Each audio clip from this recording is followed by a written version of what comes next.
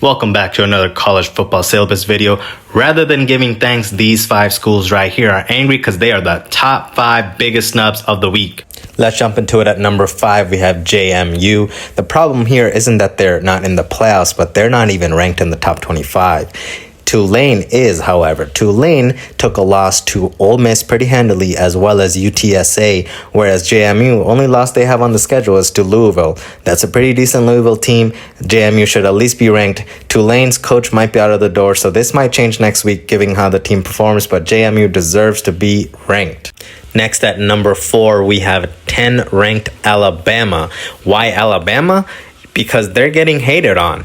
But here's where I disagree. Normally, I'm all for bagging on the SEC, but opponent win percentage, strength of schedule, SOR, as well as top 25 wins, Alabama's right there in the top 3 in most of these categories if you compare them to the other teams in the playoffs. And we have conversations about how Alabama should be dropped out of the top 12. While I don't think they're a amazing team, a top half team, but with the resume they have, they firmly deserve to be in at the moment. Things could change in the future, but that's how I got number 4, Alabama. Next up, we have Texas A&M. For every metric and graph I can show you for Alabama, for Texas A&M, I got nothing for you. The only reason is they are undefeated. Wins have to matter. They're undefeated in a Power 4 conference, and they are consistently getting disrespected. Texas Tech, Georgia, people are talking about they need to be jumped over Texas A&M. I disagree. Until they lose, they are a good team, and they deserve to be ranked number 3. ACC is having a down year. Miami has 2 losses. But you'll notice the theme of today's show, wins matter.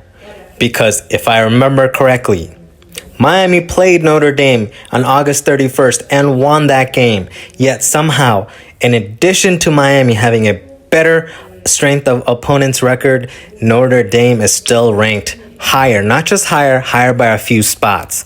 Straight disrespectful for Miami and the rest of the ACC.